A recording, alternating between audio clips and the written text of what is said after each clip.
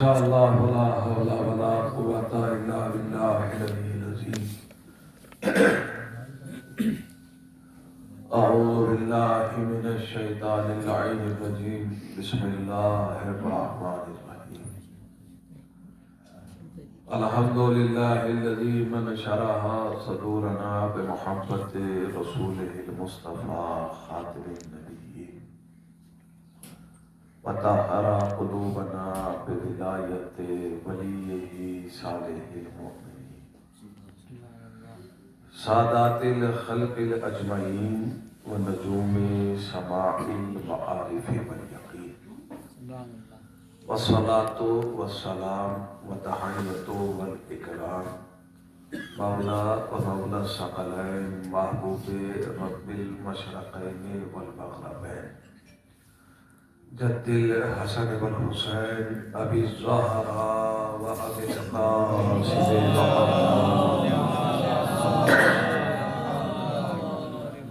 اہل بیت الطیبین الطاہرین المعصومین المظلومین والمنتخبین المنتجبین ولعنۃ اللہ علی اعدائہم اجمعین والغاصبین والمنافقین والکافرین والکاذبین والظالمین من یومنا ھذا الی یوم الدین. اما بعد فقد قال اللہ تبارک و تعالی فی کتابہ المبین واصدق الصادقین وقولہ الحق. بسم اللہ الرحمن الرحیم. یا ایھا الذین آمنوا استعینوا بالصبر والصلاۃ ان اللہ مع الصابرین. صلوات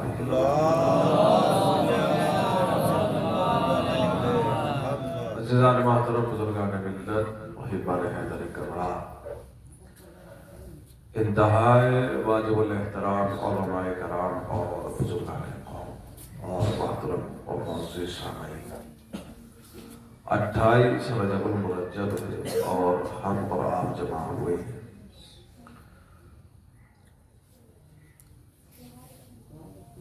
اس گھرانے کے غم کا پرسہ پیش کرنے کے لیے کہ جس نے حفاظت دین کی خاطر اپنا سب کچھ قربان کر دیا. تو بہرحال بہت دیر تمہیدی مراحل سے تو نہیں گزرنا ہے، بزرگان تشریف فرما ہے. ایک نقطۂ نظر ہے تمہید کے اعتبار پر اور وہ پیش نظر کر کے موضوع کی طرف چلے جانا ہے. سفر جو 28 رجب کو ہو رہا ہے، یہ در حقیقت خانوادہ بنی ہاشم کا سفر نہیں ہے، بلکہ یہ اسلام کا وہ سفر ہے جو 28 رجب سے روز قیامت تک جانا ہے.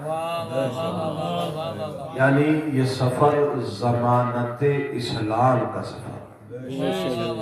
بہرحال قرآن کریم کی ایک مختصر سی آیت کہ جس کو میں نے موضوع سخن قرار دیا ہے، جس میں خلاق کائنات مومنین سے خطاب کر رہا ہے اور مومنین سے حکمی صورت میں مشورہ بھی دے رہا ہے اور بتا بھی رہا ہے کہ آپ کا طرز زندگی کیا ہونا چاہیے. ارشاد الہی ہے بسم اللہ الرحمن الرحیم. یا ایھا الذین آمنوا استعینوا، اے ایمان لانے والو، اے مومنو. اولاً تو میں یہ بات عرض کرتا چلوں کہ اس آیت میں جو حکم ہے اس کا تعلق بس مومنین سے، یعنی یہ آیت نہ منافقوں کے لیے ہے، نہ مشرکوں کے لیے ہے، نہ کافروں کے لیے ہے. یہ آیت صرف اور صرف مومن کے لیے ہے، وہ جو ایمان لا چکے. ان سے پروردگار عالم کہہ رہا ہے یا ایھا الذین آمنوا، اے ایمان لانے والو، استعینوا، تم مدد دو، سہارا دو. ذرا محسوس کیجئے گا بہت نازک سا جملہ ہے. تم مدد لو، سہارا لو، یعنی جب دنیا کی آفات تم پر ٹوٹ پڑے، جب مصیبتوں کے پہاڑ ٹوٹ پڑے، جب دنیا کی تمام تر پریشانیاں تمہیں گھیر لیں، تب تم مدد لو. تو کس سے مدد لو؟ حکم ہے بالصبر والصلاۃ. آپ دو چیزوں سے مدد ہو، ایک صبر کرو اور ایک نماز پڑھو۔ دیکھیں اگر آپ کے ذہن آمادہ ہے تو بس ایک جملہ کرنا چاہ رہا ہوں، اس صبر والصلاۃ، آپ صبر کرو اور یعنی دنیا کی ہر پریشانی سے بچنے کا پروردگار عالم نے یہ آسان سا طریقہ بتایا ہے کہ جب تم مصیبتوں میں گرفتار ہو جاؤ تو دو کام کرو، ایک صبر کرو اور ایک نماز پڑھو۔ اگر ابھی بھی ذہن نہیں پہنچا اور وضاحت مانگ رہا ہے فقرہ تو یوں کہہ دوں یعنی اللہ کہنا یہ چاہتا ہے تعویذ گنڈوں کے چکر میں نہ پڑنا۔ جب پریشانی میں مبتلا ہو تو آؤ ہماری بارگاہ میں اپنے سر کو خم کر دو، ہم یہ رہتی دنیا تک تمہاری پریشانیاں ایسے دور کر دیں گے جیسے گزرا ہوا آم ہو۔ تم مدد لو، سہارا لو، بالصبر، ایک صبر کرو، صبر کے ذریعے سہارا لو، صلاۃ و نماز کے ذریعے سہارا لو۔ تو یہ تو ہے حکم، اور اس کے بعد ایک وعدہ۔ قرآن مجید میں آپ پورے قرآن مجید میں آپ دیکھیے گا پروردگار عالم نے جہاں بھی مومنین کو حکم دیا ہے تو حکم کے بعد ایک وعدہ ضرور کیا۔ جہاں بھی حکم دیا حکم کے فوراً بعد اللہ نے وعدہ ضرور کیا، جیسے ادعونی، تم مجھ سے مانگو، یہ ہے حکم، استجب لکم، میں پورا کروں گا، یہ ہے وعدہ۔ میں آپ کا غور نہیں کیا ہے، ایک حکم ہے اور ایک جہاں بھی مومنین کو حکم دیا ہے وہاں ایک وعدہ ضرور کیا۔ تو اس آیت میں بھی حکم ہے اور حکم کے بعد ایک وعدہ۔ تو جب تم پریشانیوں میں مبتلا ہو جاؤ، استعینو یعنی کسی بھی طرح کی پریشانی ہو، جسمانی پریشانی ہو، ایمانی پریشانی ہو، علمی پریشانی ہو، نظریاتی پریشانی ہو، جب تم پریشانیوں میں مبتلا ہو جاؤ تو دو کام کرو، ایک صبر کرو اور ایک نماز پڑھو، اور پھر ایک وعدہ کیا، ان اللہ مع الصابرین، اور اللہ صبر کرنے والوں کے ساتھ۔ یہ ہے وعدہ، یہ وعدہ ہے۔ میں آیت کا ترجمہ آپ کے ذہن تک پہنچا چکا ہوں اور اب ایک نتیجہ دینے چاہ رہا ہوں۔ حکم ہے دو چیزوں کا، مدد لو دو چیزوں سے، ایک صبر اور ایک نماز۔ تو ہونا تو یہ چاہیے تھا کہ وعدہ دونوں سے کیا جاتا، اللہ نمازیوں کے اور صابروں کے ساتھ، اور ہی نہیں کیا۔ ارے بھائی جب حکم دو چیزوں کا ہے کہ تم مدد لو صبر سے اور نماز سے، تو وعدہ دونوں سے ہوتا کہ اللہ نمازیوں کے اور صابروں کے ساتھ ہے، پر ایسا ہوا نہیں۔ اللہ نے وعدہ کیا صرف صابروں کا، ان اللہ مع الصابرین، اللہ صبر کرنے والوں کے ساتھ۔ جب حکم دو چیزوں کا ہے تو وعدہ صابروں کا کیوں ہے؟ جانتے ہیں وجہ کیا ہے؟ وجہ بس اتنی سی ہے کہ ممکن ہے کہ نمازی بہک جائے، پر یہ غیر ممکن ہے کہ صابر بہک جائے۔ اگر اس کی وضاحت ضروری ہے تو میں پھر وضاحت کرتا چلوں۔ یہ تو ممکن ہے کہ نمازی بہک جائے، پر یہ غیر ممکن ہے کہ صابر بہک جائے۔ ہم نے سجدہ کرتے ہوئے کو شیطان بنتے دیکھا،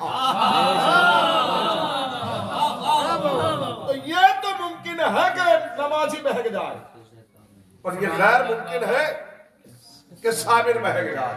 یہی وجہ ہے کہ اللہ نے وعدہ لیا ہے صبر کرنے والوں کے ساتھ، ان اللہ مع الصابرین، اللہ صابروں کے ساتھ۔ اب یہ کیفیت ہے، اگر میں سمجھا سکوں تو خدا میرے لفظوں کو توفیق عطا فرمائے کہ میں ہم سے کم سے بھائیوں کے اذان عالیہ تک یہ بات پہنچا سکوں۔ بعض علماء نے کہا ہے کہ صبر سے مراد یہاں روزہ ہے، البتہ یہاں صبر سے مراد روزہ نہیں ہے، ورنہ پھر وہ قید ہو جائے گی۔ ان اللہ مع الصابرین، اللہ صبر کرنے والوں کے ساتھ۔ اور صبر کی وضاحت حضور صبر کا ترجمہ تو کیا نہیں جا سکتا۔ اب یہ عربی اتنی فصیح و بلیغ زبان ہے کہ جس کا کم لفظوں میں صحیح ترجمہ کیا ہی نہیں جا سکتا، اور صبر کا ترجمہ ہم نے اردو زبان میں صبر ہی کیا، جبکہ خود عربی کا لفظ ہے، تو لہذا صبر کو سمجھانا آسان نہیں ہے۔ ایک جملہ سر کرو تو وضاحت ہو جائے. یعنی صبر یعنی کیا؟ اپنی رضا کو رضا الہی پہ قربان کر دینے کا نام صبر ہے. جس سے آسان ترجمہ میرے پاس نہیں. اپنی رضا کو رضا الہی پہ قربان کر دینے کا نام صبر ہے. یعنی اس کی رضا کو اپنی رضا پہ مقدم کر لینے کا نام صبر ہے. اس کے علاوہ صبر کچھ نہیں ہے. ذرا محسوس کیجئے گا. ان اللہ مع الصابرین، اللہ صبر کرنے والوں کے ساتھ. مثلا اس نے کہا نماز پڑھو تو پڑھنا پڑے گی. اب وہ موسم چاہے گرم ہو یا سرد ہو، پانی ٹھنڈا ہو یا گرم، کمبل ملا ہو یا نہ ملا ہو، واجب ہے اسے ادا کرنا ہوگا. یہی صبر ہے. ذرا محسوس کیجئے گا. یعنی اپنی خواہشات کو قربان کر دے.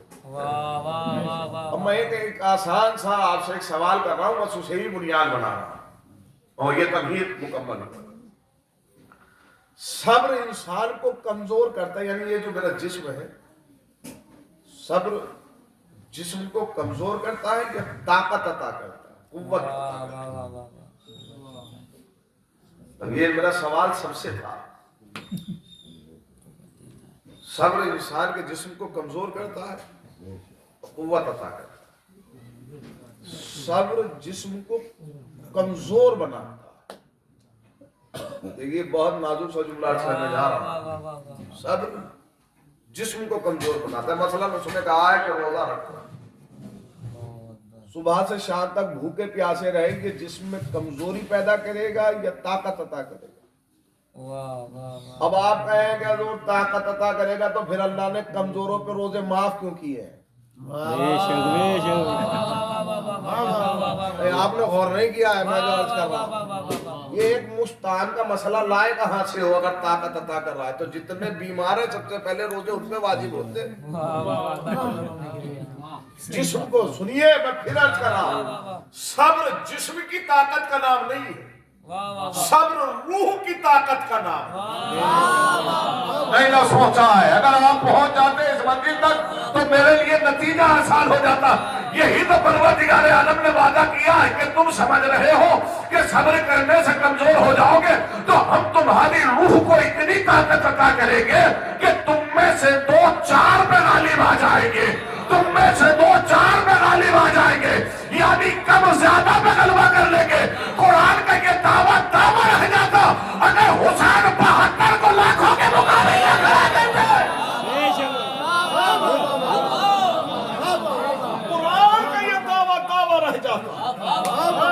اس دعوے کو دلیل عطا کی ہے حسین ابن علی. سنو، صبر ہماری ایمان کا طاقت کا نام ہے، صبر ہماری روح کی طاقت کا نام ہے، صبر ہمارے نظریے کی قوت کا نام ہے. ان اللہ مع الصابرین، اللہ صبر کرنے والوں کے ساتھ. چونکہ آج 28 رجب المرجب ہے، لہذا اسی عنوان سے میں نے اس آیت کا انتخاب بھی کیا. صابر ایسے کہ جنہوں نے اپنا سب کچھ قربان کیا، ایسے صابر جنہوں نے اپنی زندگی کا کل سرمایہ قربان کر دیا. ایسے صابر ہیں کس کے لیے؟ حفاظت دین کے لیے. امام جب مدینے سے چلے ایک چونکہ 28 رجب کے حوالے سے مجلس ہے اور کرتا چلوں جوان بھائیوں کے لیے. امام حسن کی صلح کے شرائط کو توڑا گیا. ذرا سنیے گا، بہت نازک سا جملہ. جب صلح ہوئی تھی فقیر شام سے تو اس میں ایک شرط یہ تھی کہ تو اپنے بعد اپنے بیٹے کو خلیفہ نہیں بنائے گا. عہد شکنی ہوئی ہے، اور جب عہد شکنی ہوئی اور خلافت بھی ایسے ماحول میں ملی ہے اسے کہ وہ مرنے والا جانتا تھا کہ عمرو عاص ایک ایسا چالاک انسان ہے جو کسی بھی صورت میں میرے بیٹے کو خلیفہ نہیں بننے دے گا. لہذا اپنے بیٹے کو بلا کر کہا کہ میں وصیت کر کے مروں گا کہ مجھے قبر میں عمرو عاص اتارے، اور جب قبر میں مجھے عمرو عاص اتارے تو اپنی تلوار نکالنا اور اس کے گلے پہ لگا دینا اور بیعت تبھی لے لینا. کہ یا تو بیعت کرو ورنہ اپنے باپ کے ساتھ دفن کر دوں. ذرا سوچیں اگر بات پہنچ رہی ہے تو میں بہت نازک سا جملہ عرض کر رہا ہوں. جو حکومت کے اتنے حریص تھے جو باپ کا جنازہ جب تک نہ دفنانے دیا جب تک بیعت نہ ہو گئی. آپ نے غور نہیں کیا ہے، بہت نازک سا جملہ عرض کر رہا ہوں. جو حکومت کے اتنے حریص تھے کہ باپ کی تدفین جب تک نہیں ہونے دی. اب اگر لفظ نہیں پہنچا تو میں اس علاقے کی زبان میں ایک لفظ کہہ دوں، حضور جو اپنے باپ کا ہی نہ ہو سکا وہ کسی کی اولاد کا کیا ہوگا.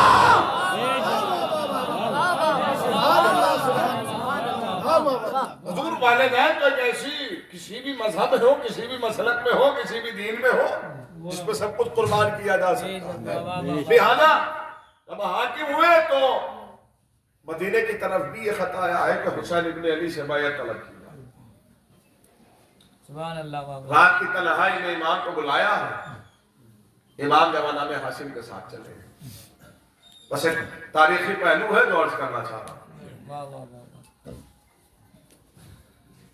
اور پھر وہ تمام تر مطالبات ہوئے. امام نے پہلے تو یہ پوچھا کہ رات کی تنہائی میں بلانے کا سبب کیا ہے. اس لیے کہ حکومتی فیصلے تو دن میں ہوا کرتے ہیں. کہ رات کی تاریخ میں بلانے کا سبب اس لیے کہ رات کی تنہائی میں جانتے تو ہیں کہ حسین بیعت نہیں کریں گے، اگر ذلیل بھی کریں گے تو تنہائی میں ہو جائیں گے.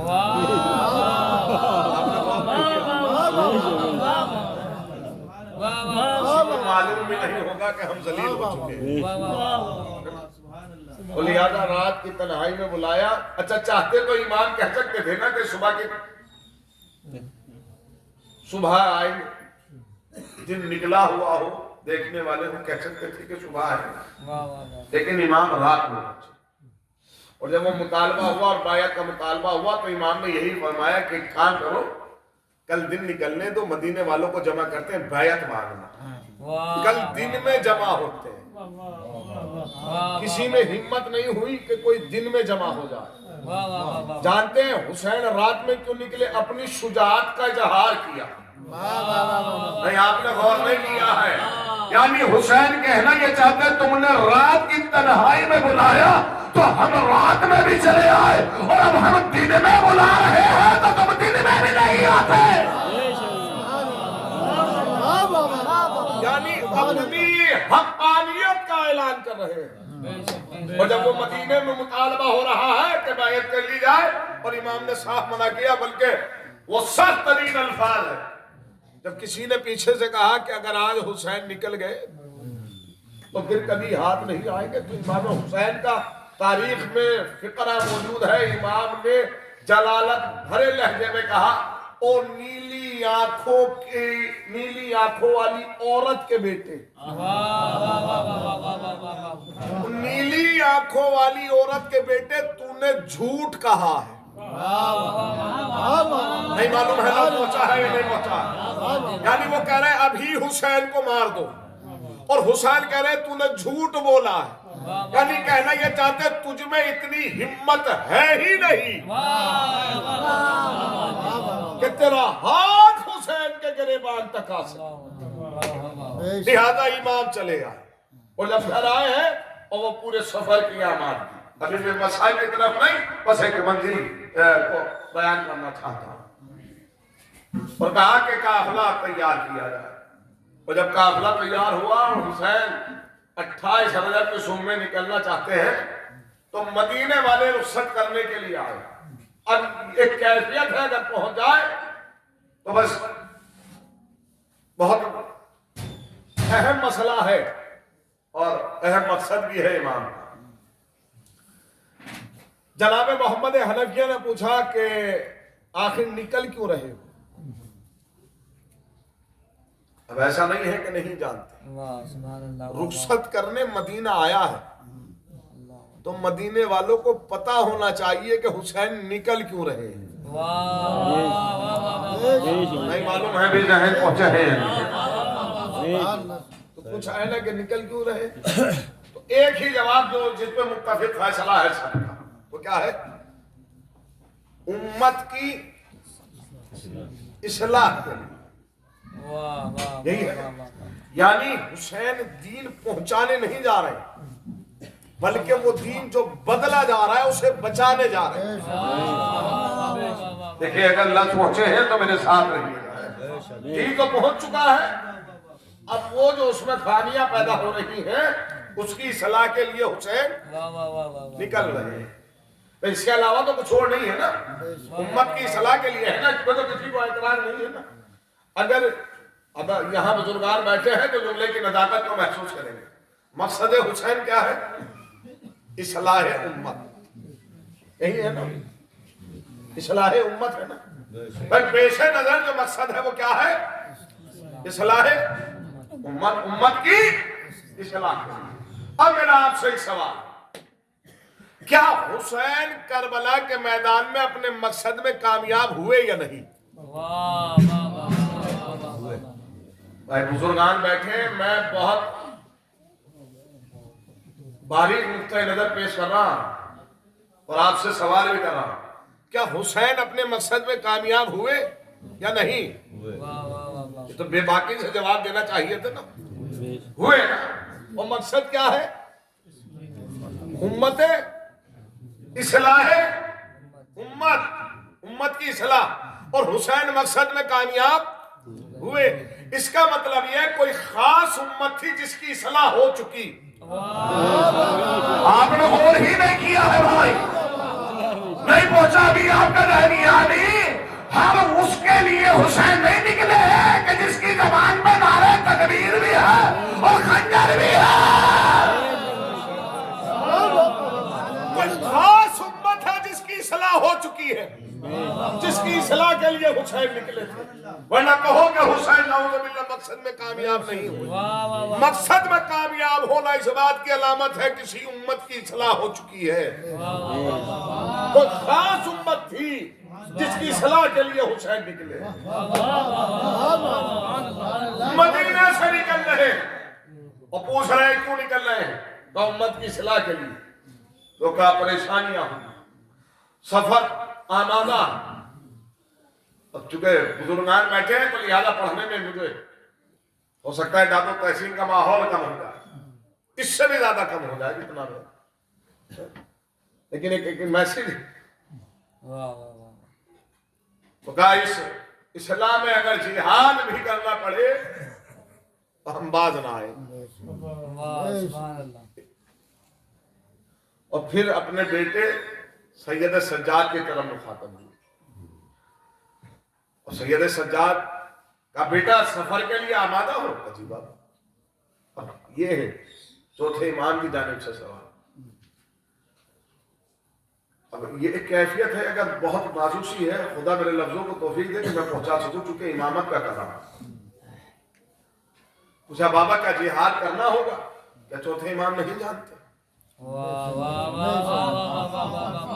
دیکھیں ہمیشہ یاد رکھنا، ایک معصوم دوسرے معصوم سے سوال اس لیے کرتا ہے تاکہ جواب ساری کائنات تک پہنچ جائے۔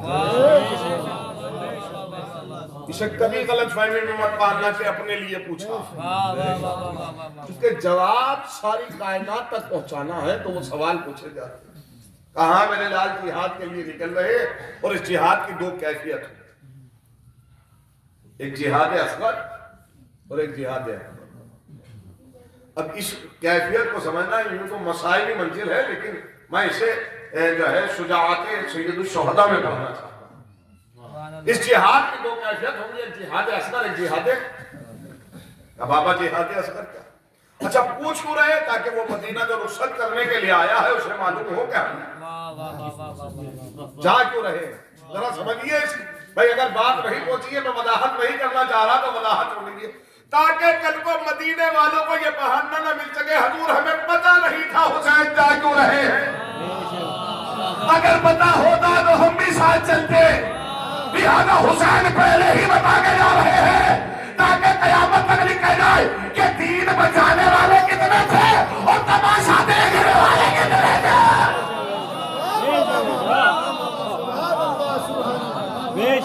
कल को कोई ये ना कह सके कि हमें इल्म नहीं था, हुसैन जा क्यों रहे हैं। लिहाजा ये जो मासूम बार बार किसी काम को करते हैं उसका मतलब ही ये होता है ताकि चेहरे आश्कार हो जाए। ऐसे ही जैसे जंगे खंदक में रिसालत बाप का बार बार अली को बिठा देना, आपने गौर ही नहीं किया। भाई यही तो वजह थी ताकि कल कोई ये ना कह सके लड़ना तो हम भी चाहते थे पर हमें मौका ही नहीं मिला।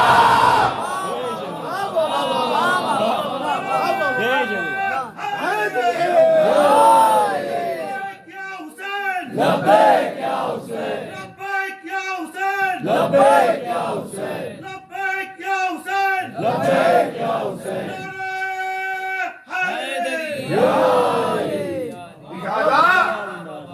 इमाम निकल रहे हैं और पूछ रहे हैं मेरे लाल इस जिहाद की दो कैफियत होगी, एक जिहाद असगर और एक जिहाद अकबर। अच्छा बाबा जिहाद असगर,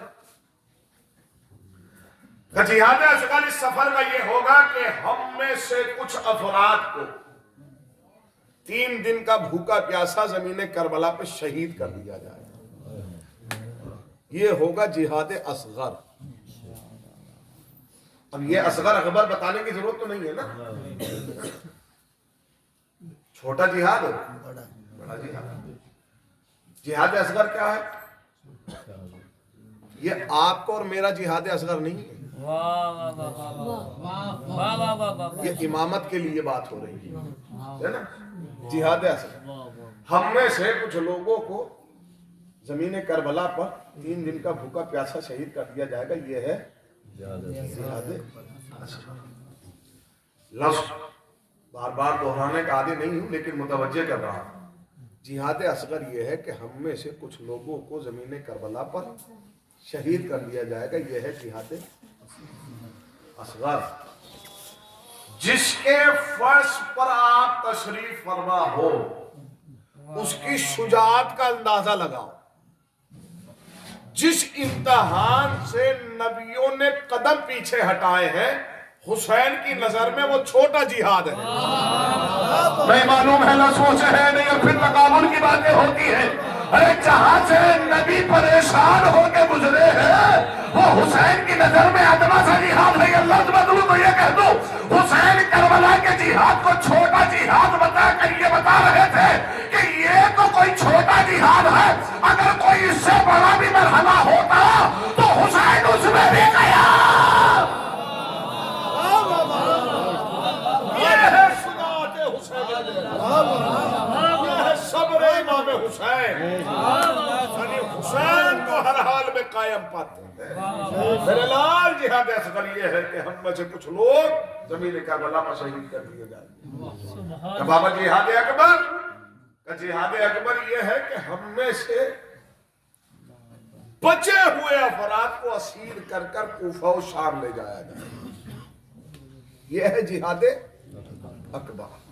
इस जिहाद की 2 कैफियतें बनी, एक जिहाद असगर एक जिहाद अकबर। आप कैफियत को महसूस कीजिए, बहुत नाजुक सजूला। अब इमाम हुसैन ने जब ये बयान कर दिया तो अपने बेटे सैयद सज्जाद से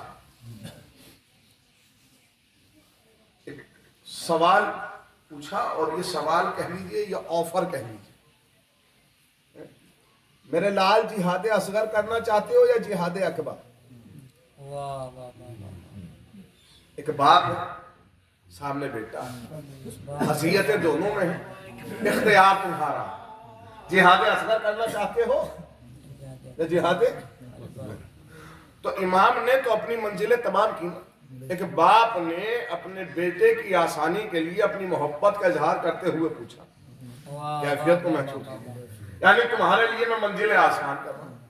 लेकिन जवाब तारीख ने ये लिखा कि चौथे माह फरमाते बाबा मेरी रगों में भी आप ही का खून है,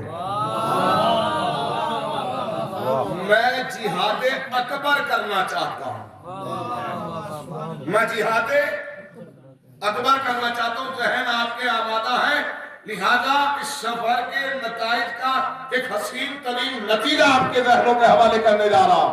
सैयद सज्जाद कहते हैं मैं जिहाद अकबर करना चाहता हूं। जिहाद अकबर क्या है? असीर होकर दरबार तक जाना, یعنی میں جہاد اکبر کرنا چاہتا ہوں. اگر آپ کا ذہن آمادہ ہے بھائی جملہ رہے گا نہ ہو جائے. یعنی میں چاہتا ہوں کہ دربار تک جاؤں. یعنی اس نتیجے کے بعد مجھے کہنے کا پورا حق ہے انہیں لے جایا نہیں گیا ہے. یہ چاہتے تھے کہ ہم جائیں. نہیں معلوم ہے لفظ پہنچا ہے. ارے جو ظلم کا لشکر عباس کے سر کو نیزے میں نہ روک سکا وہ سجاد کو دربار تھا. میں دونوں نہج بیان کروں گا حضور. میں دونوں نہج بیان کروں گا اور آپ کے ذہن کو منتشر نہیں ہونے دوں گا. یہ چاہتے ہیں کہ ہم دربار تک جائیں. انہیں لے جایا نہیں گیا.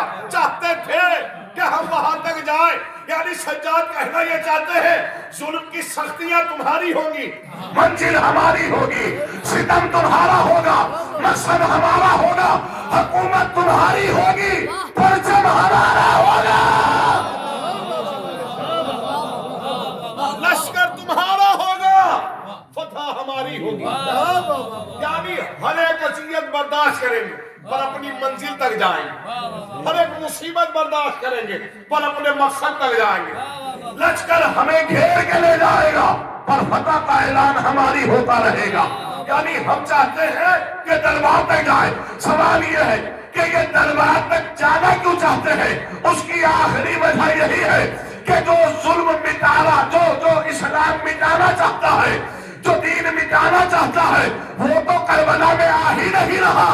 یہی وجہ ہے کہ سجاد نے کہا تو نہیں آیا تو ہم آ رہے ہیں.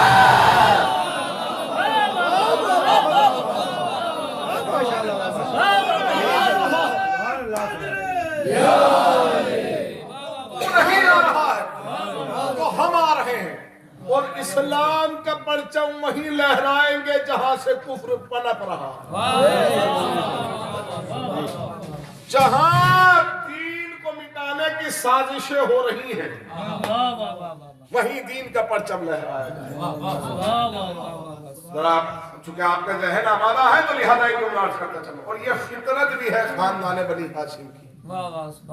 بے شک رسول کو زندگی مدینے میں گزارنا تھا, دفن بھی مدینے میں ہونا تھا, بچے بھی مدینے میں دفن ہونا تھے, بیٹی بھی مدینے میں دفن ہونا تھی, پر مرکز مکے کو بنایا.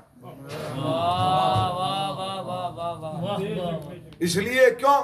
کیونکہ سارا کفر مکے میں پنپ رہا تھا. پرچم وہی لہرائیں گے جہاں کفر پنپ رہا ہو. یہی ان کا ایک مقصد ہے. لہذا انہوں نے کہا ہم یہ سفر کرنا چاہتے ہیں. بات یہاں تک آئی ہے تو غیر نہ ہو جائے بات, لہذا مربوط کرتے ہوئے عرض کر رہا ہوں جہاں سے کفر پنپ رہا ہے دین کا پرچم وہی لہرا ہے. تو اس سفر کی دو کیفیتیں ہیں. ایک سفر کربلا سے پہلے کا ہے اور ایک سفر کربلا کے بعد کا. تو ایک سفر جو کربلا سے پہلے کا ہے اسے دوران مسائل بیان کریں. ایک سفر جو کربلا سے کے بعد کا ہے اسے بیان کیے گئے. دو کیفیتوں میں یہ سفر ہے. سید سجاد کا مقصد کیا ہے کہ ہم کربلا سے دربار تک جائیں گے. اور وہ ذہن میں رکھیے گا حضور بات امت کی اصلاح, وہ ذہن میں محفوظ رکھیے گا.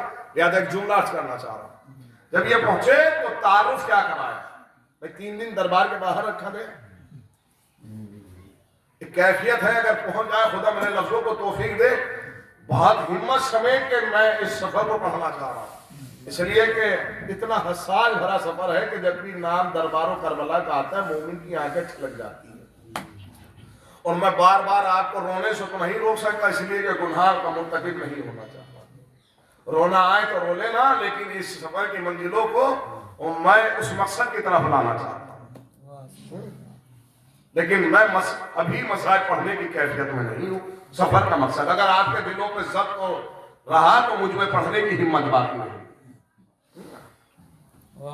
تھوڑا سا ضبط کیجئے گا, صبر کیجئے گا تاکہ میں اس سفر کی کیفیت کو پڑھ سکوں. 3 دن دربار کے باہر رکھا اور جب داخل ہوا تو تعارف کیا ہوا.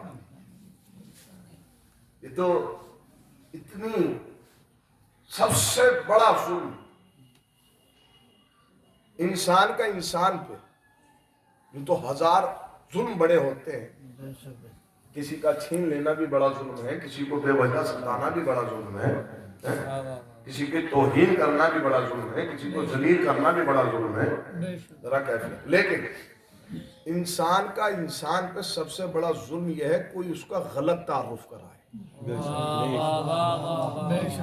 اس کیفیت کو سمجھے ہیں وہ سلام. انٹروڈکشن جو ہے وہ غلط کرائے. یہ انسان کا انسان پہ غلط تعارف کرانا. یعنی کوئی نمازی ہوگا آپ کی بستی کا اور اسے لوگ نہ جانتے ہوں اور پوچھنے والے سے پوچھا جائے بھائی یہ روز میں ادھر سے نکلتے ہوئے دیکھتا ہوں ہے کون؟ وہ نمازی ہے, سچا انسان. لیکن بتانے والے نے تعارف کیا کرایا؟ فور ایگزامپل میں مثال دے رہا ہوں. بتانے والا کہتے ہیں حضور یہ آوارہ ہے, یہ بد کردار ہے. یہ سب سے بڑا ظلم ہے. یعنی اس کے زندگی بھر کے کریکٹر کو ایک تعارف میں ختم کر دینا. آپ پتہ نہیں کیفیت کو سمجھے ہیں کہ نہیں سمجھے. زندگی بھر کی سچائی کو, زندگی بھر کی محنت کو آپ کے ایک تعارف میں ختم کر دینا. اور جب تک وہ اسے دیکھے گا, جب بھی ملے گا تو آوارہ سوچ کے ملے گا, جب بھی ملے گا بدمعاش سوچ کے ملے گا. جب تک حقیقت سے پردہ نہیں ہٹ جاتا تب تک اس کی نظر میں شخص وہی رہے گا. ظلم تو آل محمد پہ ایک سے بڑا ایک ہوا, لیکن سب سے بڑا ظلم یہ ہوا جب دربار میں داخلہ ہو رہا ہے تو تعارف کیا کرایا؟ باغیوں کا قافلہ. اس کیفیت کو محسوس کیجئے گا. حضور اور خدا مجھے توفیق دے کہ میں اس منزل کو آپ کے ذہنوں تک پہنچا سکوں. تعارف کیا ہوا؟ باغیوں کا قافلہ. باغی کس کے باغی؟ ذرا سا مجھے احساس کراتے رہیے گا کہ میں پڑھنے کی کیفیت میں ہوں. میں کس کے باغی ہیں؟ حکومت کے. حکومت کس کی ہے؟ یزید کی. یزید ظاہری طور پر کس مذہب سے تعلق رکھتا ہے؟ اسلام سے. کس مذہب کا خلیفہ ہے؟ اسلام کے مذہب کا. یعنی مملکت اسلامیہ کے باغی. نہیں معلوم ہے آپ نے اس کیفیت کو کہاں تک سمجھا ہے؟ تعارف کیا ہو رہا ہے؟ باغی کس کے باغی؟ حکومت کے باغی. حکومت اسلام کی, مملکت اسلام کے باغی. یعنی اسلام لانے والوں کو ہی. آپ نے غور نہیں کیا ہے بھئی تعارف یہ ہے. یزید نے جو مدد مانگی تھی, جہاں بھر سے جو مدد مانگی تھی, جہاں بھر سے, وہ کیا کہہ کے مانگی؟ وہ یہی تو کہہ کے مانگی کہ ہماری جنگ باغیوں کے خلاف ہے, ہماری جنگ باغیوں کے خلاف ہے, ہماری جنگ باغیوں کے خلاف ہے. اور یہی کہہ کر اس نے مدد مانگی. 3 دن تک باہر کھڑا رکھا. کیوں؟ اس لیے کہ دربار آراستہ ہو رہا تھا, کرسیاں بچھائی جا رہی تھی, مہمانوں کی آمد ہو رہی تھی. اور پھر وہ تمام تر VIP, سفیر, امبیسڈر, علماء سب کو دربار میں بٹھایا گیا اور یہ تعارف کرایا گیا باغیوں کا قافلہ. اب جتنے یہ 700 کرسی نشین بیٹھے ہیں, ان کی نظر میں یہ سب ہے کون؟ باغی. ان کی نظر میں حضور خدا کے واسطے جملہ رائے گا نہ ہو جائے, یہ آنا کیوں چاہتے تھے دربار تک, بس میں وہ بیان کر رہا ہوں. بھئی تعارف کیا ہوا؟ باغیوں کا قافلہ. اور جب یہ قافلہ داخل ہو گیا تو ایک بکے ہوئے شاعر نے بنی امیہ کے فضائل پڑھنا شروع کی اور بنی امیہ کی فضیلت بیان کرنا شروع کی.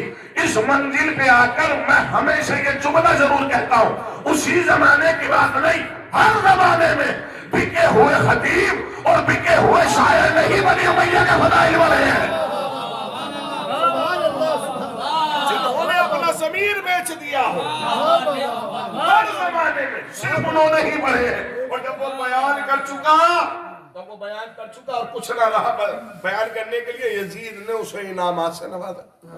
اور جب انعامات سے نوازا اور وہ جانے لگا تو سید سجاد, اب یہ جوانوں کے لیے ہے, آگے بڑھے اور کہتے ہیں کہ حاکم وقت اجازت ہے کہ میں بھی اس منبر پر جاؤں کچھ بیان کروں. البتہ اللہ تو منبر نہیں ہے, لکڑیوں کا ڈھیر.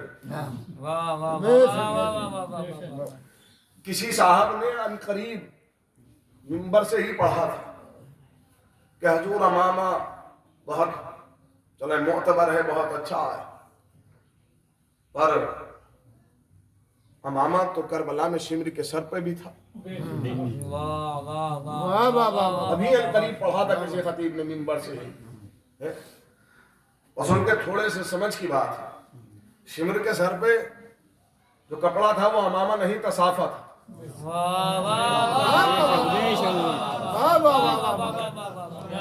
بس یہ ہے کہ امامے کی صورت میں تھا، صافہ تھا. دلیل کے طور پر میں یہی کہتا ہوں اسی طرح جیسے یزید کے دربار میں رکھا ہوا منبر لکڑیوں کا ڈھیر تھا، منبر نہیں تھا، اسی طرح جو ہے وہ صافہ تھا، کپڑا تھا، اس کے علاوہ کچھ نہیں تھا. لہذا یہ اس طرح کے بیانات جب ہوتے جب افراد و تفرید کرنا چاہتا ہے زمانہ، تو بہرحال سید سجاد نے کہا اجازت ہے. اب زمانہ کے اکثر زمانوں کے ذہن میں یہ بات آ جاتی ہے وقت کا ایمان، وقت کا ایمان اور ملوم سے اجازت یہ خیر ممکن ہے. دیکھیے حکمت ہے، حکمت اس لیے کہ یہ قیدی بن کر آئے ہیں، جو بیٹھے ہیں وہ جانتے نہیں یہ ہے کون، وہ جانتا ہے یہ ہے کون. لیکن اگر بات ایسے نہیں سمجھے تو میں قریب کر رہا ہوں. یہ جتنے بیٹھے ہیں دربار میں یہ کس کے مہمان ہیں؟ یزید کے مہمان. ان میں سے کوئی ایک ایسا تو نہیں ہے کہ جسے سید سجاد نے بلایا ہو؟ سب کو کس نے بلایا؟ مہمان کون ہیں یہ سب کے سب کس کے؟ یزید ہے میزبان، اور مہمان ہے یہ تمام کرسی نشین. کیفیت کو محسوس کیجئے. سید سجاد نے اجازت مانگی ہی اس لیے تھی کہ اگر اس نے ایک مرتبہ اپنے مہمانوں کے سامنے اجازت دے دی تو پھر اس میں ہمت نہیں ہے مجھے منبر سے اتار لے. کاش کے 10 پہنچتا میرے قریب ہوتے. ارے بھائی جو میزبانی کی کیفیت کو جانتے ہیں وہ ذرا محسوس کریں گے، ہے نا. سیاست و حکمت ہی یہ تھی. اگر مہمانوں کے سامنے پہلے تو یزید نے منع کر دیا اس لیے کہ جانتا تھا کہ گھرانے سے تعلق ہے، قطعی طور پہ منع کیا گیا. سید سجاد نے پھر کہا مجھے اجازت تو ملے میں کچھ بیان تو کروں. تو مہمانوں کی فرمائش ہوئی یزید ہم بھی دیکھنا چاہتے ہیں یہ قاضی کہنا کیا چاہتا ہے. یعنی یزید نے اپنی مرضی سے اجازت نہیں دی ہے، مہمانوں کی وجہ سے، مہمانوں کے سامنے میری عزت بچی رہے اس لیے اجازت دی ہے. ورنہ مہمان کہیں گے تمہارے گھر بیٹھے ہوئے تھے کہ بات کہی تھی وہ بھی نہ مانی، ہم نے اتنی مدد کی تمہاری اپنا مسکر دے دیا. لہذا مہمانوں نے فرمائش کی ہم دیکھنا چاہتے ہیں یہ قیدی کہنا کیا چاہتا ہے. تو بحالت مجبوری یزید نہیں چاہتا تھا. سید سجاد منبر پر گئے، حمد باری تعالیٰ. اب وہ تعارف ذہن میں ہے نا، وہ تعارف نہ بھولیے گا. تعارف کیا ہے؟ باغیوں کا تعارف. باغی کس کے؟ مملکت اسلامیہ. سید سجاد نے جب اپنا تعارف کرایا کہا جو جانتا ہے وہ جانتا ہے، جو نہیں جانتا وہ پہچان لے میں مکہ کا بیٹا. اگر اتنے تعارف کے بعد بھی اس جملے کو نہ سمجھ پائے تو میرے پڑھنے کا کوئی فائدہ نہیں ہے. میں زمزم و صفا کا بیٹا، میں مکہ کا بیٹا. حضور یہ مکہ کا زمزم و صفا کا بیٹا کیوں کہا؟ اس لیے کہ ان کی نسبت ہے اسلام سے اور بیٹا وارث ہوتا ہے. یعنی کہنا چاہتا ہے میں کعبے کا وارث، میں کعبے کا وارث. جو جانتا ہے وہ جانتا ہے، جو نہیں جانتا وہ پہچان. وہ تمام تعارف کرانے کے بعد پھر فکرہ کہا میں علی حسین کا بیٹا. سب سے آخری تعارف تھا سید سجاد کا. میں کیفیت کو محسوس کیجئے گا. اگر بات پہنچ جائے تو بہت بس اس مقصد کی طرف لائے ہو جو بیان کرنا چاہتا.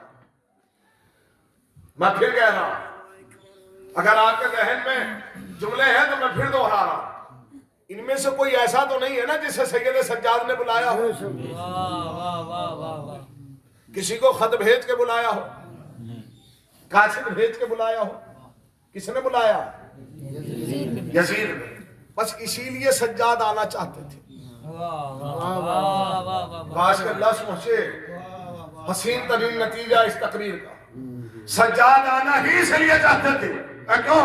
کیا ہر دفعہ ایسا نہیں ہوگا کہ مجمع بھی ہم جمع کریں اور اعلان بھی ہم کریں. ارے کل غدیر میں میرے ماما نے مجمع جمع کیا تھا تو اعلان بھی ہم نے کیا تھا. اب کے ترتیب بدل رہا ہو, اب کے مجمع یزید جمع کرے گا, اعلان سجاد کرے گا.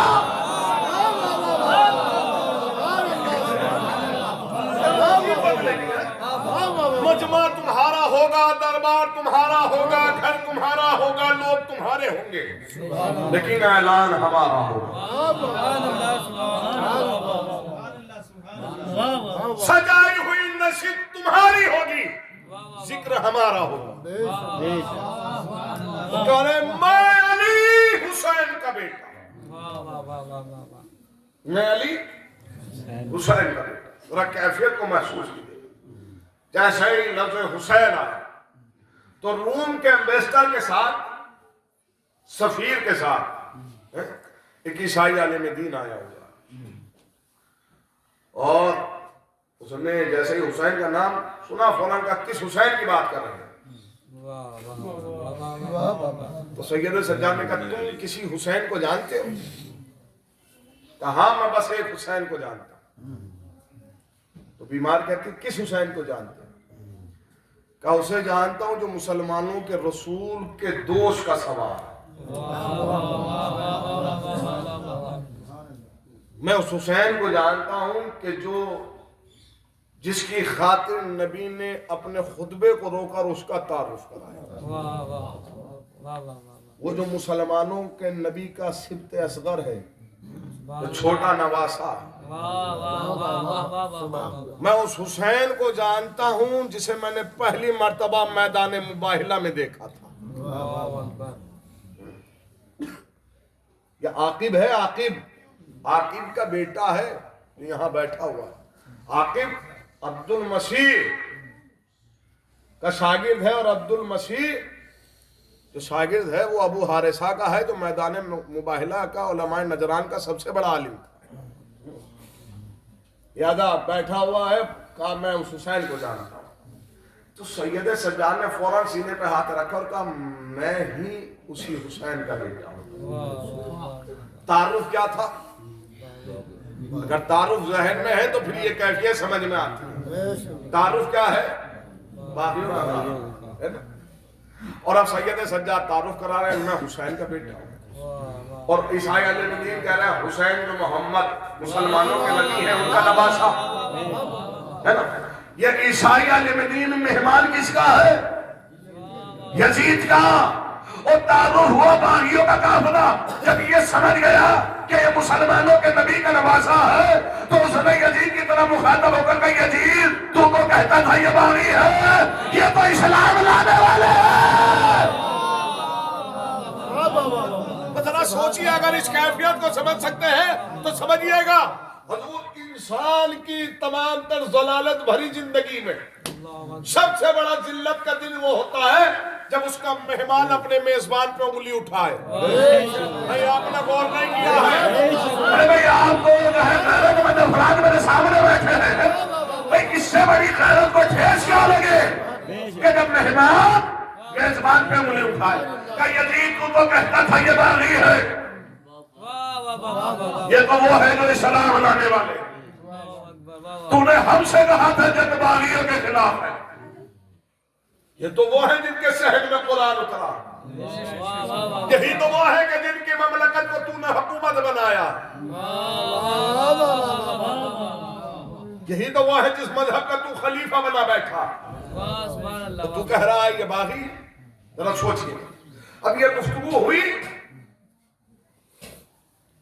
تو اس نے فوراً پوچھا حسین کہا, کہ میرے بابا کو شہید کیا. اس نے ہاتھوں کو جوڑا اور کہا ہے بیمار معاف کر, ہمیں معلوم نہیں تھا جنگ آپ کے خلاف. دیکھیے میں پھر کہہ رہا ہوں, میں آپ کو رونے سے تو نہیں رو, رونا آئے رو لیں, لیکن ابھی میں منزل تک نہیں پہنچا جس مقصد کے لیے میں نے یہ پورا واقعہ. اور بہت مختصر کر کے بیان کیا، تاکہ معاف کرنا ہمیں معلوم نہیں تھا جنگ آپ کے خلاف، ہم سے بتایا گیا تھا کہ باغیوں کے خلاف اپنے بابا حسین سے سفارش کرنا کہ ہمیں معاف کریں۔ اور اب یہ عیسائی عالم دین یزید کی طرح مخاطب ہوا، کیفیت کو سمجھنا ہوا اور معلوم سا جملہ کہتے ہیں کہ یزید میں عیسیٰ کے حواریوں میں سے، خاص صحابی ہیں جناب عیسیٰ کے جنہیں قرآن نے حواری کہہ کر پکارا، میں عیسیٰ کے حواریوں میں سے ایک حواری کی 13ویں پشت کا بیٹا، 13ویں پشت کا بیٹا، میں آج بھی اپنی بستی میں نکلتا ہوں تو لوگ میرے ہاتھوں کا بوسہ لیتے ہیں، اس نسبت سے کہ میں صحابی کی نسل سے ہوں۔ آپ ذرا کیفیت کو محسوس کرنا، خدا کے واسطے ضبط اور صبر کی اگر منزلیں آپ کے قلوب میں ہیں تو مجھ میں پڑھنے کی ہمت باقی ہے۔ اس نسبت سے کہ میں عیسیٰ کے صحابی کی نسل کا، وہ بھی 13ویں پشت کا بیٹا ہوں، لوگ میرا احترام کرتے ہیں۔ اور یہ جملہ کہنے کے بعد کا تو کیسا مسلمان ہے؟ بھئی مجھے نہیں معلوم ہے، اگر خط تاری ہے تو میں مسائل پڑھنا شروع کر دوں، اور اگر صبر ہے تو میں نتیجہ دینا شروع کروں۔ ارے جو اب تک مسلمانوں کا خلیفہ بنا بیٹھا تھا، اب اس سے پوچھا جا رہا تو کیسا مسلمان ہے؟ ارے نہیں معلوم ہے، سجاد آئے اس لیے تھے تاکہ ظالم کے چہرے سے نقاب اتار لیا۔ یعنی زمانہ کو پتا چلے جسے تم خلیفہ کہہ رہے ہو وہ تو مسلمان بھی نہیں ہے، ظالم کے چہرے سے نقاب اتار لیا۔ تو کیسا مسلمان ہے؟ تو نے اپنے ہی نبی کے نواسے کو قتل کیا اور ہم سے جھوٹ بولا کہ جنگ باغیوں کے خلاف ہے۔ یہ توہین برداشت نہ کر سکا۔ دیکھیں میں بار بار جملے تو نہیں دوہرا سکتا ہوں چونکہ مہمان ہے، لیکن جب توہین برداشت نہ ہوئی ایک سپاہی کو اشارہ کیا، قتل کر دیا۔ اور تلوار لے کے آگے بڑھا تو چونکہ عالم دین تھی، سفیر کے ساتھ آیا تھا، امبیسڈر کے ساتھ، تو امبیسڈر کو جلال آیا اور اس نے پیام کو نکالا، کس میں ہمت ہے جو ہمارے عالم کو قتل کرے؟ اور اس کے بعد ایک جملہ کہا، جب اس سے پوچھا گیا کیا تم بھی ان کے حامی ہو؟ کہا میں ان کا حامی ہوں اس لیے کہ تو جھوٹا ہے۔ آپ نے کیفیت کو ہی محسوس نہیں ہے؟ ارے یہ جو آپ نے سنا ہے کہ دربار میں انقلاب آیا ہے، تلواریں نکالی گئی ہے، تو جتنے سفیر بیٹھے ہوئے تھے سب نے سنا یہ جھوٹا ہے اور سب منظر دیکھ رہے تھے۔ اب سمجھ میں آئے سجاد آئے جو تھے کہ جب یہ اپنے اپنے ملکوں میں واپس آئیں گے اور ان سے پوچھا جائے گا یزید کو کیسا پایا، تو سب کہیں گے ہم نے یزید کو جھوٹا پایا، حسین کو سچا۔ یہی تو مقصد ہے، یہی تو مقصد تھا اس سفر کا، اس سفر کا یہی مقصد تھا۔ جب ان سے پوچھا جائے گا یہ بتائیں گے یزید جھوٹا تھا، یزید مکار تھا، یزید فریبی تھا، حسین سچا تھا، حسین کی اولاد سچی تھی۔ لہذا دربار میں انقلاب آ گیا اور کہا کہ کوئی کسی کو قتل نہیں کرے گا، یزید کو نے جھوٹ بولا۔ اور پھر وہ عیسائی عالم دین، بس یہ آخری جملہ اور خوبصورت نتیجہ اس سفر کا اور وہ مقصد جو مدینے سے چلا تھا، اس مقصد کا اختتام بیان کرتا اصلاح امت ہے نا۔ عیسائی عالم دین جب اس نے اپنے حامیوں کو دیکھا اور یزید کو جھوٹا پایا تو سید سجاد کی طرح مخاطب ہو کر کہا، اب یہ کیفیت ہے حضور، اس جملے کی میں وضاحت نہیں کرنا چاہوں گا، تو کہتا ہے کہ اب ایمان کتنا اعلیٰ دین ہوگا تمہارا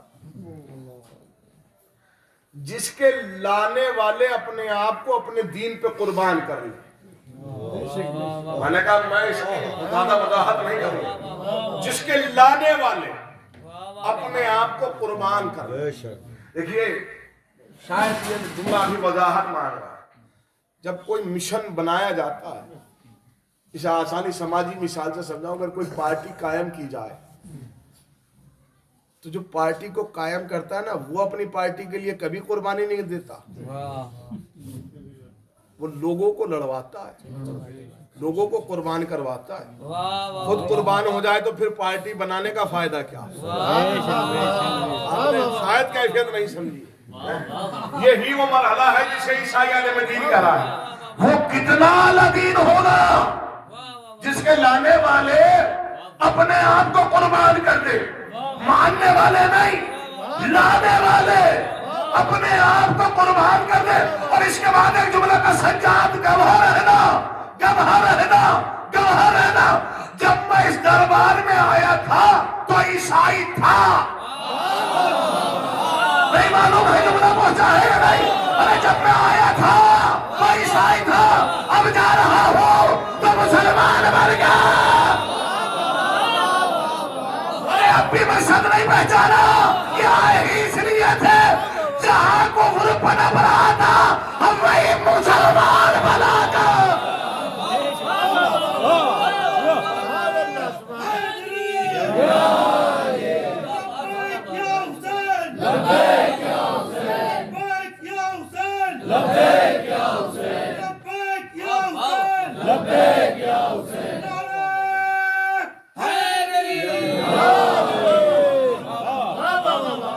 جہاں کفر پنپ رہا ہے ہم وہی مسلمان بنا کر آئیں گے۔ یہی وجہ کہہ رہے بابا میں دربار تک جانا چاہتا ہوں، ابھی بھی جملہ نہیں پہنچا تو میں لیجیے آخری وضاحت کر رہا ہوں۔ اس سفر کی دو کیفیتیں، ایک کربلا سے پہلے، ایک کربلا کے بعد۔ کربلا سے پہلے کے سفر کو سفر حسین کہا گیا، کربلا کے بعد کے سفر کو سفر بیمار کہا گیا۔ دونوں کی سفر کی خصوصیت یہ ہے کہ دونوں نے اپنے اپنے سفر کی آخری منزل پر حور بنا لی ہے۔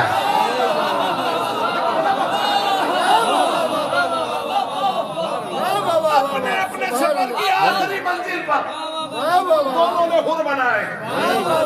یہی وجہ ہے کہ یہ نکلے ہیں ایک سفر جو کربلا کے بعد۔ اس سفر کو دو حصوں میں تقسیم کیا گیا، ایک کربلا سے پہلے، ایک کربلا کے بعد۔ سفر ایک ہی ہے اور کیفیتیں دو ہیں۔ سفر ایک ہے، منزلیں دو۔ یہی وجہ ہے کہ حسین مدینے سے کہہ کر نکل رہے ہیں کہ ہم جہاد کے لیے نکل رہے ہیں، تاکہ کل کوئی یہ نہ کہہ سکے کہ ہمیں علم ہوتا تو ہم بھی اس جہاد میں شریک ہو کر سعادت حاصل کریں۔ حسین بیان کر کے نکل رہے ہیں۔ اور کیفیت یہ ہے حضور پڑھنے کو تو یہ سفر ایک طویل وقت چاہتا ہے۔ شکر گزار ہوں آپ نے بڑا ضبط رکھا اور مجھے اس منزل تک پہنچنے کا سعادت حاصل۔ لیکن جب یہ سفر مدینے سے ہو رہا تھا، جب شب 28 رجب سید الشہداء دربار سے آئے، جب سے گئے تھے جب تک آئے، گھر میں سب سے پریشان ہونے والی بی بی کا نام تھا زینب۔ کبھی دروازے پہ آتی تھی، کبھی واپس آتی تھی۔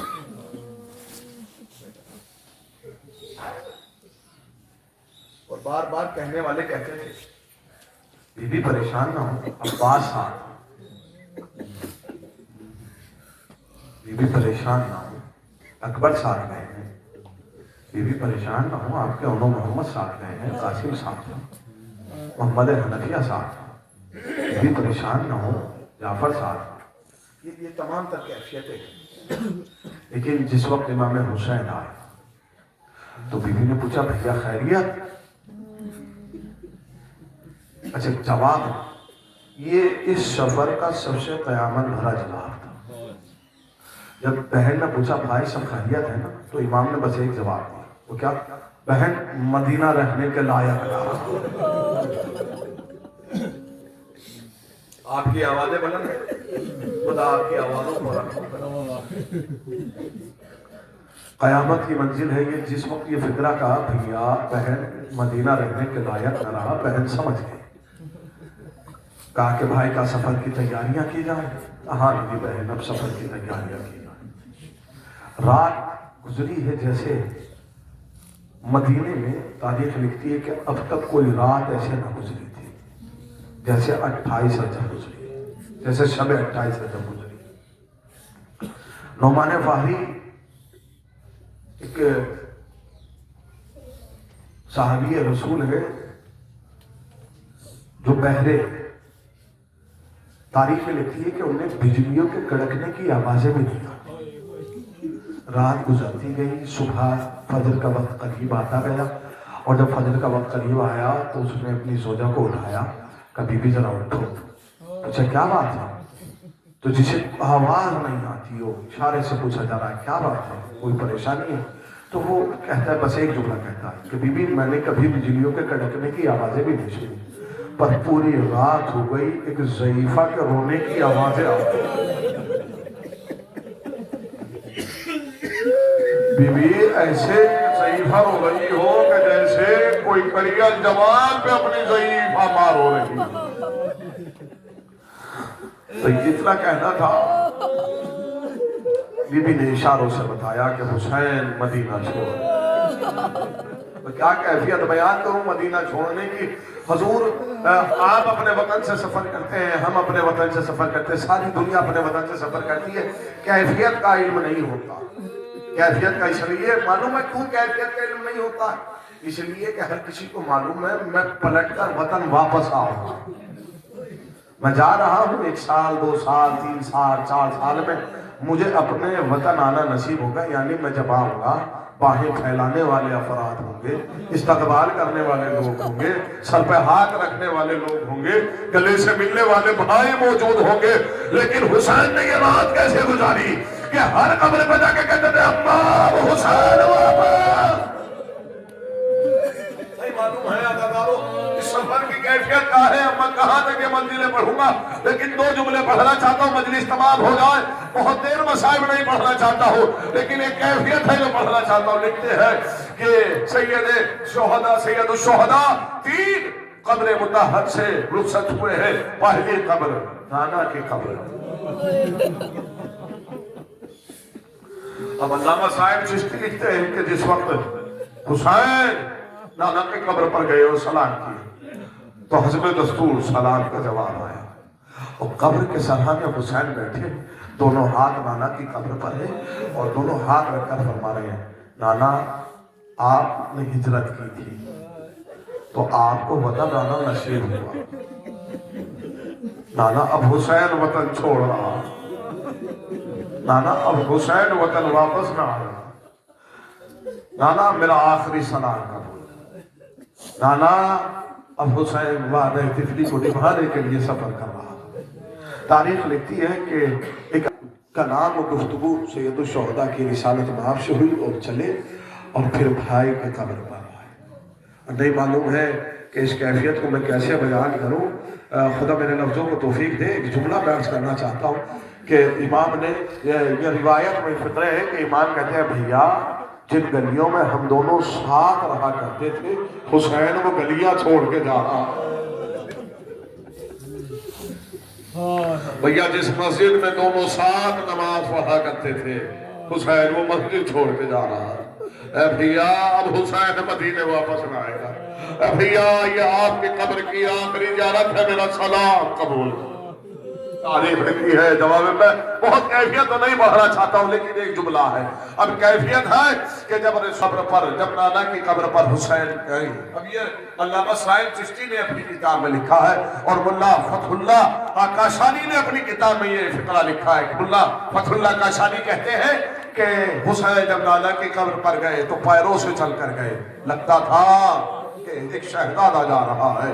जब भाई की कब्र पर गए तो पैरों से चल कर गए। फतहुल्लाह काशानी कहते हैं, लेकिन जब अम्मा की कब्र पर गए हुसैन घुटनियों के बल चल कर गए। ऐसा लगता था जैसे एक बच्चा अपनी माँ की आगोश में जा रहा हो और तरफ के कहते थे, अम्मा हुसैन का आखिरी सलाम। खुदा कोई कमला न सिवाय खानदान बनी हाशिम के अरबाब बरकत लिख के इतना कहना था कि कब्र ज़हरा में लग़ज़िश आ गई। हुसैन तरफ के कहते थे, अब्बा अरे जिस बस्ती में चक्कियां पीस पीस के बाला था, अब्बा हुसैन वो मदीना। خدا کوئی غم نہ دے سوائے غم خانوادہ آل محمد کے. اور بابا مقادیر لکھتے ہیں کہ حسین ایک ایک قیامت کا فکرہ کہتے جاتے ہیں اے اماں حسین مقتل میں جا رہا ہے, حسین کافلہ لے کے جا رہا ہے, اے اماں حسین اپنے بچے لے کے جا رہا ہے, اے اماں حسین واپس آئے گا. لیکن اماں وعدہ تو یاد ہے نا, اے اماں جب تم نے بلایا تھا میں چلا آیا تھا, اے اماں جب میں بلاؤں گا آپ چلی آنا. اللہ اکبر. خدا کوئی غم نہ دے سوائے مظلوم کربلا کے. ارباب مقادیر لکھتے ہیں کہ حسین اماں کی قبر سے رخصت ہوئے, یہ صبح نمودار ہوئی اور یہ عماریت تیار کی گئی, اور جب محفلیں تیار ہو گئی ایک ایک بی بی کو سوار کرایا گیا. اب میں آخری جملہ اور مجلس تمام کر رہا ہوں. اور محمد نے ایک ایک بی بی کو سوار کرایا, شہزاد قاسم نے ایک ایک بی بی کو سوار کرایا. کبھی جناب زینب سوار ہوتی ہے, کبھی جناب لیلا سوار ہوتی ہے, کبھی جناب ام کلثوم سوار ہوتی ہے. جب تمام بیویاں سوار ہو گئی اب حسین احوار کی طرف سے اور حسین سوار ہونا چاہتے ہیں تو نجام فرس کو اکبر نے تھاما, عباس سوار کرانے کے لیے آگے بڑھے. اب اگر آپ کیفیت سمجھ سکتے ہیں تو سنیے, حسین 2 مرتبہ رخصت ہوئے, ایک مرتبہ مدینے سے رخصت ہو رہے ہیں اور ایک مرتبہ خیمے سے رخصت ہو رہے ہیں. دونوں کے رخصت ہونے میں فرق یہ تھا کہ جب مدینے سے رخصت ہو رہے تھے تو عباس سوار کرا رہے تھے, اور جب خیمے سے رخصت ہو رہے ہیں تو زینب سوار. اللہ اکبر. لیجئے آخری جملہ مجلس تمام ہو گئی. ان دونوں سفر کے بنیادی فرق پر ہو, حسین جب خیمے سے رخصت ہو رہے تھے تو زینب سوار کرا رہی تھی. ایک بنیادی فرق اور بیان کروں تو یوں کہہ دوں کہ جب حسین مدینے سے رخصت ہو رہے تھے تو سکینہ محملوں میں تھی, جب خیمے سے رخصت ہو رہے تھے تو سکینہ سینے پہ تھی. تاریخ لکھی ہے کہ جملہ پہنچا ہے تو پھر جملہ کرتا چلو. جب حسین مدینے سے رخصت ہو رہے تھے تو اصغر رباب کی آغوش میں تھے, جب حسین خیمے سے رخصت ہو رہے تھے تو اصغر کربلا کی آغوش میں تھے. اور یہی وہ کیفیت تھی جنہیں بار بار حسین کہتے تھے اے مدینے کے رہنے والوں, حسین کا آخری سلام. یہ سن کر سغرا چلا بجاتی تھی اور چل کے کہتی تھی اماں کیا وطن واپس لاؤ گے, بیمار کو کس کے حوالے چھوڑے جاتے ہو, یہ آخری سفر ہے, بیمار منتظر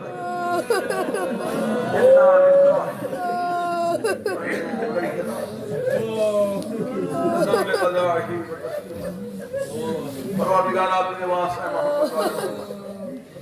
ہمارے اس مختصر سے سفر کو, یعنی اس مختصر سے ذکر کو, اس مختصر سے پرسی کو, اس مختصر سے گریے کو شرف مقبولیت عطا فرما. خدایا جہاں جہاں بھی شیعان حیدر اکبر عزاداران مظلوم کربلا جہاں جہاں بھی محبت سید الشہداء فرش عزا بچھایا گیا, اور جہاں جہاں بھی عزادار اور سوگوار اس غم کو منا رہے ہیں, خدایا تمام مومن و مومنات کو, تمام تر عزاداروں کو, تمام تر زمینی اور آسمانی آفات, شر دنیا اور شر شیطان سے محفوظ فرما. پروردگار آپ پرچم اسلام کو سربلندی عنایت فرما, دشمنان اسلام کو نشتہ نابود فرما. خدایا آخری واسطہ محمد والے محمد کا بالخصوص تیری بارگاہ میں یہ مخصوص ہوا جس بی بی نے اپنی زندگی کا تیرے دین کی حفاظت کے لیے کل سرمایہ قربان کر دیا. کل سرمایہ بہتر جانتے ہیں, اولاد سے بڑا سرمایہ کچھ نہیں ہوتا. زینب کے 2 لختے جگر اونو محمد, جس بی بی نے اپنے دونوں لختے جگر قربان کر دیے. آج اسی کے روزے اقدس پر ظالموں کا محاصرہ ہے. پروردگارہ بے بس ہے, لاچار ہے, تیری بارگاہ میں دعا ہوا خدایا ظالموں کو, ظالمانہ طاقتوں کو, ظالمانہ منصوبوں کو نیست و نابود فرما. پروردگارہ جلد سے دعا سے باب مہیا فرما کہ پھر سے بی بی کے روزہ اقدس کی زیارت سے اسی طرح ظاہر مشرف ہو سکے جس طرح مشرف ہوتے آئے. परवरदिगार आपके वास्ते मोहम्मद वाले मोहम्मद का हमारे इमाम के ज़हूर में ताजील फरमा, हमें का वनसार में शुमार फरमा, रब्बना तक़ब्बल मिन्ना इन्नका अंतस समीउल अलीम।